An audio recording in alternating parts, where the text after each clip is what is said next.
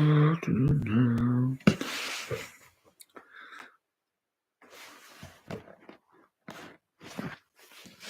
happening, everybody? What is happening? Welcome along. Welcome to Galway Race Week. 2025. Quick year.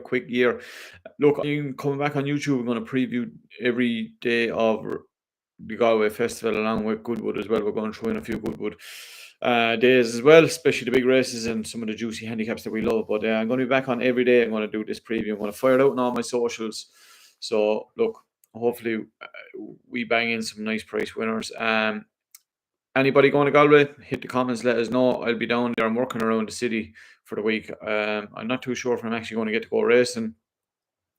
We'll see. I might go Friday. Definitely won't be able to go early in the week, but I'll definitely be out and around the city for a few of the nights. So yeah, really looking forward.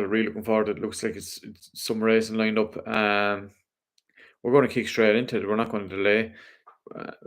We're kicking on day one. It's where it all begins, really, isn't it? And we're going to kick on with the opening contest. This is some race, lads. It's novice hurdle, a 2 mile novice hurdle, 12 runners declared here. We have a lot of interesting runners in this, none more so than Davy Crockett. Well named, well bred, well owned, well trained, and well ridden. 8:15 though, very short for me. Camelot, out of any power. This race now throws up.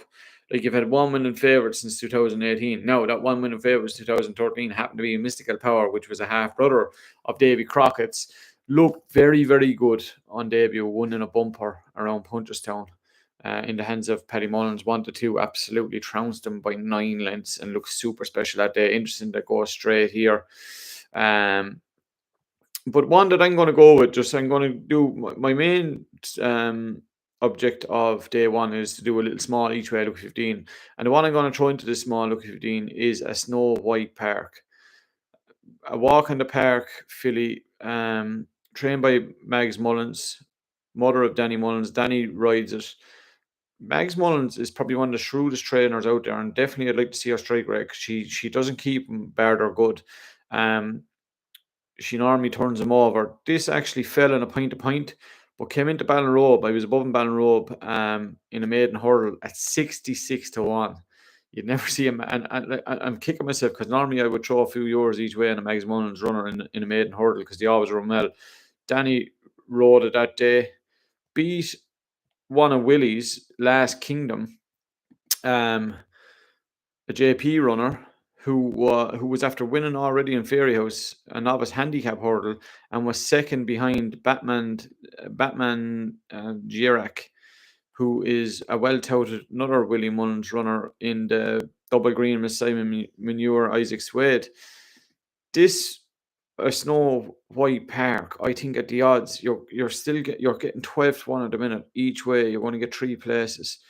I think there's still a bit more to come here. And look, Davy Crockett could be the real deal, but this walk in the park filly has a run over hurdles, won a maiden hurdle, beat a well-touted Willie runner already who was after winning over hurdles. So I just think, and Mags is always forward. Danny will be super confident, and he rode this one super confident in Ballinrobe. 66-1 was actually an insult to SP, but look, I suppose there was well-fancied ones in the race. There was an odds-on shot that it beat, and I just think a Snow White Park, I'd rather take a chance each way and that at 12-1 than getting stuck into an odds-on shot in the first race. Then we're going to go to the second race on the card. It's a 2 mile handicap hurdle for 4-year-olds plus 23 declared. Obviously, there's a couple of reserves. I think the max that can run is 20.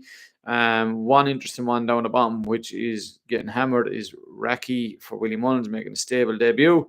4-year-old, lightly raced, Chestnut by Sea the Stars. In off 11-3, Paul rides 7-4, very short for me. I think I'm going to go again, fire one into look 15, because you will get the extra places, especially in these handicaps. You're probably going to get 5 places. Clonberry Bridge, won around the course before. Now, I'd like a little bit of juice in the ground, but I think there is juice in the ground with the rain that's been over the last few weeks and months. It'll be lovely jumping ground there, I think. A course and distance winner, has run well at the track, has won at the track. Back down to a winning mark, 104. One when it was 105, went up to I think 114 at one stage. Charlie O'Dwyer, who's a very good rider, still claims 5. takes 5 off 11.6 to bring it to 11.1. And JP Dempsey's a shrewd trainer. So at 12-1, you're going to be getting. I'd rather take a chance here with Clonberry Bridge in race 2. Then we're going to kick straight to race 3. This is a maiden over 7, 8 runners declared here. Good thing of the week. Constitution River, I think. Wayne Lord and Aidan O'Brien. Not going to spend too much on the race.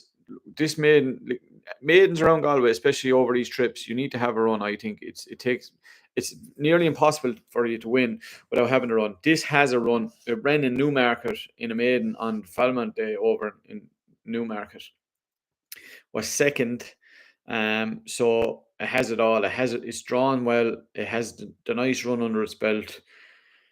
It has Wayne Lord and Aidan O'Brien. What more can we say here? 4-11. I'm not going to spend too much on it. I think we can fire that in the short one, the Cume. One that could run all right, but look, again, as I said, you need to be something special to win first time around this track. But to be fair, bar the favourite, like anything else with a run, you'd nearly prefer something without. Not that you prefer something without a run, but each way. Joseph's horse, Spangled Sands, runs in those prominent green and white colours of Bronson Racing, who will have the favourite at Galway Plate, who won the Galway Hurdle last year, and have a nice bunch of horses. This was a hefty little price tag at the sales. Well-bred Star Spangled Banner, newcomer, but the only thing about it is a newcomer. But Joseph's horse are flying, and he can do no wrong at the minute. Dylan Brown McMonaghan's on the crest of a wave. Of course, Bill Lee is out at the minute. Good friend of mine, has been champion jockey around Galway, I think on 2 occasions, so get well soon. Billy and Dylan Brown McMonaghan, I spoke on Dylan numerous times on the channel. I was saying how he's definitely, I done a live there about last year, I think, with one of the lads. I was saying he's a champion in making, and he could do it this year. It could well be. He's gone to the front now. Colin's obviously been out, and now Billy being out injured, so he's a great opportunity. Joseph, of course, he's such a firepower of horses on both codes, but he's not only the firepower, he's well able to place him, which all the good, great trainers do. And Spangled Sands, he wouldn't be throwing him in here, bar it has a chance. So I think at 8-1, maybe that could chase it home. But for me, the favourite will be the one they all have to beat here. Then the feature race of day 1 is the Connacht Hotel Qualified Riders Handicap. 23, as I said, declared, but 20 can only run. This is out of stall, so it's basically a flat handicap. Some interesting runners here. Look, I'm going to stick with the all by comfort zone. Derek O'Connor, Joseph O'Brien. He's run the last day in Ascot behind Descendant, and another one, New Burgering, who is actually favoured for the Galway Plate, who won the Galway Hurdle last year. The last time this lad won, he beat Tullstone in Naas over 2 miles. And Tullstone is one of Emmets that's well touted again. I just think all the pieces of the puzzle could come together here.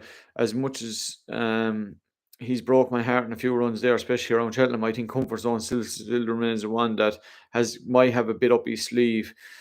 Joseph, as I said, this could be the plan for quite some time. Derek O'Connor, of course, he's worth half a stone in these races to me.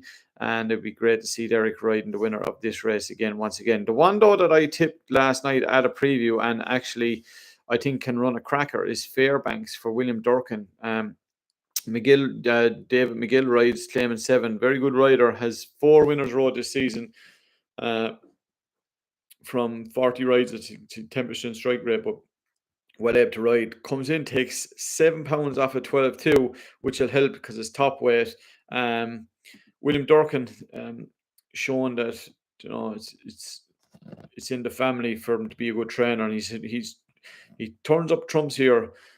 This horse the last day was second behind La Note Verte. I know he was trounced by him, but that's a well touted Willie Mullins runner. I was in Ballinrobe back in May when this lad won a maiden hurdle by 3.5 lengths, beating Come On the Lads, and I just think he was only beaten when he was trained in England by Andrew Baldwin in Chester in a listed race. He was only beaten 5 lengths by Absurd, who he's all about, and actually won a Heritage Handicap at Newmarket.